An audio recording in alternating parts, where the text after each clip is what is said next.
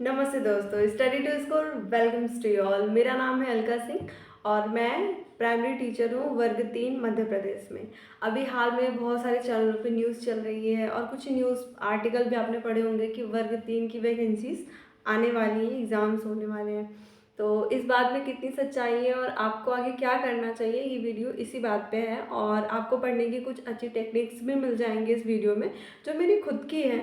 और इस वीडियो में मैं जो भी बोलूँगी वो उसके रिसोर्सेस मेरे जो एक्सपीरियंस है उस पे होंगे और जो फैक्ट होंगी मैं वही बताऊँगी। बाकी मे भी आपको बुरा लग सकता है कि मैं ऐसा बोल रही हूँ, बट इट्स ट्रू। तो पहले बात कर लेते हैं, क्या सच में वर्ग 3 की वैकेंसीज आने वाली हैं उतनी जल्दी जितनी जल्दी बोला जा रहा है? तो नहीं, मुझे नहीं लगता कि इतनी जल्दी आ सकती हैं, लेकिन हाँ, आ भी सकती हैं कुछ टाइम में। इट विल टेक टाइम, लेकिन मे बी आ सकती हैं। और एक चीज़ होती है ना कि जब आप तैयारी करते होते हो तो आपके लिए ये हाइप क्रिएट करना बहुत ज़रूरी होता है कि वैकेंसीज आ रही हैं।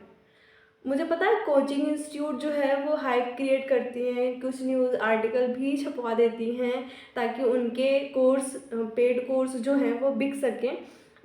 वो उनके लिए ज़रूरी है, बट आपके लिए जो सीरियस एस्पिरेंट है उसके लिए ये बहुत ही पॉजिटिव वे में काम करती है। वो ऐसे काम करती है कि वो जो बच्चा होता है ना, कहीं न कहीं जब आप स्टडीज़ करते रहते हो, कोई वैकेंसीज़ नहीं आती हैं, तो आपके अंदर एक चीज़ बैठ जाती है कि पढ़ने का फ़ायदा ही नहीं है। जो पढ़ रहे हैं वो जो करंट अफेयर है वो हिस्ट्री में कन्वर्ट हो जा रही है और वैकेंसीज आ नहीं रही है। तो let's quit for some time, और वो सम टाइम का मंथ्स फिर ईयर में कन्वर्ट हो जाता है कि आपको पता ही नहीं चलता और आपकी पढ़ने की हैबिट टूट चुकी होती है। तो बीच बीच में ये हाइप भी अच्छी होती है कि वैकेंसीज आ रही हैं। इस टाइम में आपको क्या करना चाहिए, जो मैं करती थी वो मैं बता रही हूँ। जब मैं बीएड में थी, मतलब बीएड सेकंड या थर्ड सेमेस्टर चल रहा था मेरा, तभी यूपी में हाइप क्रिएट हुई थी। उसमें ठंडी का मौसम चल रहा था, मुझे अच्छे से याद है। इको गार्डन में बच्चे, आप ये यूपी, ये बहुत ठंडी पड़ती है यूपी में। मध्य प्रदेश जैसा इन्वायरमेंट नहीं है, यहाँ पे ठंडी बहुत कम पड़ी है और वहाँ पे बहुत पड़ती है। तो वहाँ लखनऊ इको गार्डन में जाके बच्चे जनवरी की ठंडी में पूरे दिन रात वहीं बैठे रहते थे धरना देने के लिए। और सरकार ने कह भी दिया था, कुछ 10,000 के समथिंग वैकेंसीज़ के लिए बोला था कि आएगी, वो भी नहीं आई। और उस समय पता है मेरा क्या फ़ायदा हुआ था? मैं रियल स्टोरी बता रही हूँ। उस समय मेरे दिमाग में ये चलता था कि मेरे तो सेमेस्टर चल रहे हैं, अगर अभी वैकेंसी आ गई तो मैं एग्ज़ाम कैसे दूँगी? मैं बहुत टेंशन में रहती थी। फिर एक उम्मीद सी लगती थी कि थोड़ा सा डिले तो हो ही जाएगा, इतने में मैं पास हो जाऊँगी, 4th सेमेस्टर हो जाएगा।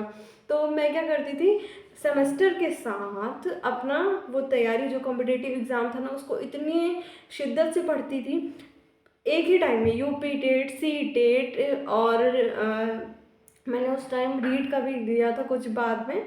और ये सुपर टेट को तो इतना अच्छे से पढ़ा था कि मुझे घर के बगल वाले में पोस्टिंग मिल जाती अगर एग्ज़ाम होते तो। मतलब इतना कॉन्फिडेंस था।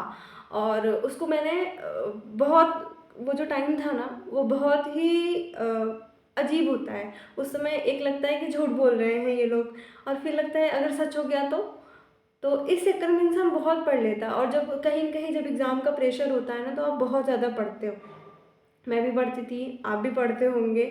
और ये समय वही है जब दूसरे इंस्टीट्यूट हाइप क्रिएट कर रहे हैं कि वैकेंसीज़ आने वाली हैं, वो अपने लिए कर रहे हैं। बट इस टाइम में आपको क्या करना चाहिए वो है कि सिलेबस उठाइए और पढ़िए। मे बी वैकेंसीज आ भी सकती हैं, और ये नहीं आए तो कुछ और आ सकती हैं।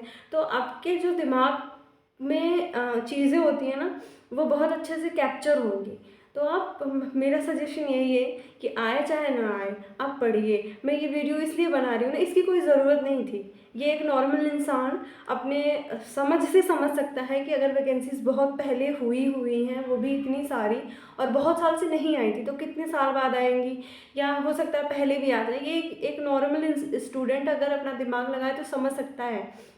लेकिन फिर भी वो कौतूहल होता है मन में, और फिर एक फ्यूचर को लेके इनसिक्योरिटी होती है। तो फिर हमसे जो लगता है कि हमसे थोड़ा ज़्यादा जानते हैं, उनको विभाग के बारे में कुछ पता होगा, तो पूछते रहते हैं। तो मुझे भी बहुत सारे कॉल्स ऐसे ही आते हैं, आ रही है क्या मैम, कब तक आएगी, एग्ज़ाम्स कब तक होंगे, कैसे पढ़ूँ अगर आपको ये जानना है कि मैंने कैसे पढ़ा था तो वो आप कमेंट कर दीजिएगा। मैं एक वीडियो बना दूँगी सेपरेट, सब्जेक्ट वाइज बनाऊँगी डिटेल में, ताकि आप अच्छे से हर सब्जेक्ट पढ़ सकें। फिलहाल अगर आप ओल्ड क्वेश्चन पेपर देखना चाहते हैं ना, तो मैंने जो पेपर दिया था एग्जैक्टली वही साइट से डाउनलोड करके मैंने अपलोड कर रखा हुआ है विथ आंसर। तो आप वहाँ मेरे चैनल पे जाके या फिर ऐसे सर्च कर सकते हैं कि वर्ग 3 question paper study to score, आपको मिल जाएगा। वहाँ से आप देख सकते हैं और एनालाइज कर सकते हैं कि क्या क्या क्वेश्चन आते हैं और कैसे आते हैं, क्या आपका वीक है, कौन सा पोर्शन और कौन से स्ट्रॉन्ग है। और चीज़ें जहाँ भी देखिए ऑथेंटिक देखिए। कुछ लोग ऐसे डाल देते हैं कि ये इस चीज़ का पेपर है, वो होता नहीं है। और फिलहाल जो मेरे चैनल में पड़ा है वो ऑथेंटिक है। वो तो उस समय पे मेरे दिमाग में पता नहीं क्या आया और मैंने वीडियोस बना के ऐसे डाल दिए थे।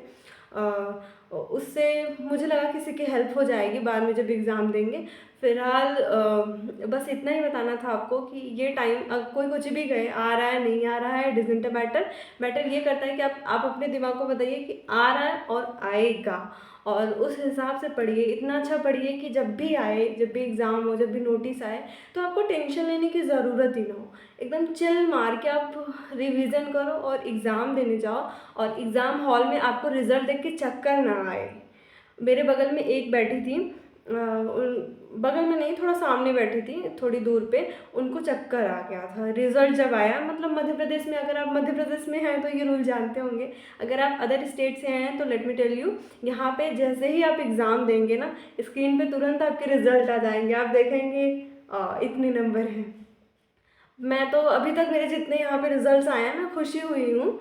मेरे वर्ग 3 में जो अभी जिसमें मैं हूँ सिलेक्टेड, उसमें 120.47 स्कोर हैं। और वर्ग 1 में तो मैं एलिजिबल नहीं थी उस समय। वर्ग 2 में मेरे जो पहला हुआ था, जो एलिजिबिलिटी क्राइटेरिया रहता है, जॉब दूसरे वाले एग्ज़ाम पे लगती है। जो पहले वाला एग्ज़ाम था उसमें समथिंग 108 ऐसा कुछ था।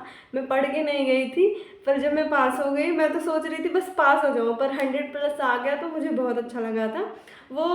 मतलब उस समय का कोई पढ़ाई रिवीजन नहीं था, पिछली जो पढ़ाइयाँ थी वही उस समय काम आई थी। हाँ, पिछली पढ़ाइयाँ ज़रूर हुई थी, ऐसा नहीं था कि बिल्कुल पढ़े हुए आ गए। तो आप भी ऐसा एक बेस बना लीजिए अपनी हर चीज़ का। अगर आपको वर्ग 2 देना है, वर्ग 3 देना है, अगर आपने बीएड किया है तो आप वर्ग 2 में एलिजिबल हैं, वर्ग 3 तो गया। और अगर आपने बीटीसी किया है तो आप वर्ग 3, वर्ग 2 दोनों के लिए एलिजिबल हैं। तो उस तरह से आप अपनी तैयारी कर लीजिए। पहले वर्ग 3, अगर आपने बीटीसी कर रखा है तो पहले वर्ग 3 कर लीजिए, क्योंकि उसमें ज़्यादा वैकेंसीज आती हैं और थोड़ा ईजी रहता है। तो वर्ग 3 की तैयारी एकदम बढ़िया से कर लीजिए। जब आपके अच्छे स्कोर आने लगे, टेस्ट सीरीज़ लगाइए। आप टेस्ट सीरीज़ के लिए बहुत सारे चैनल है, ट्राई कर सकते हैं। एक दो मैं बता दूँ, जैसे पहले तो ओल्ड क्वेश्चन पेपर देख लीजिए। उसके बाद एक सर हैं अमित धाकड़ सर, उनका चैनल है, वहाँ से आप टेस्ट सीरीज़ ले सकते हैं। और भी बहुत सारे चैनल होंगे, मुझे उतना आइडिया नहीं है। मैं तो बायजूस पर देती थी टेस्ट सीरीज़, ग्रेडअप चैनल था पहले, उस पर देती थी। तो इस तरह से आप अपनी तैयारी कर लीजिए। और भी कुछ पूछना हो तो कमेंट कीजिएगा, और आपको इसमें कैसा लग रहा है वो ज़रूर बताइएगा। आपको मुझसे कोई हेल्प चाहिए होगी तो वो भी कहिएगा। I will try to help you. Bye bye, have a good day. और खूब पढ़िए। अभी जो हाइप बनी हुई है ना कि वर्ग 3 की वैकेंसी आ रही है, आपके लिए बहुत ही बेनिफिशियल है, इसका फ़ायदा उठाइए। फिलहाल मैं तो पढ़ रही हूँ ये टॉपिक से। शायद दिख नहीं रहा है अच्छा से, हाँ अब दिख रहा है। ये 3 टॉपिक है, मैं कंप्लीट कर लूँगी, फिर अपने आप को कुछ गिफ्ट दूँगी, कुछ अच्छा सा। ये वैसे दिखने में छोटा टॉपिक है, पर है बहुत बड़ा, क्योंकि मैं 12th के लेवल का पढ़ रही हूँ। मतलब 12th के टॉपिक से थोड़े और हाई लेवल का, तो उस हिसाब से टाइम लगता है। मे बी 4-5 दिन लग जाएंगे ये 3 टॉपिक तैयार करने में। इसमें डिटेल में ढेर सारे टॉपिक हैं, ये तो यूनिट का नाम है, तो वैसे मैं पढ़ रही हूँ। आप भी एकदम बढ़िया डिटेल में अपने सिलेबस को बहुत पहले ही कंप्लीट कर लीजिए। Bye bye, have a good day.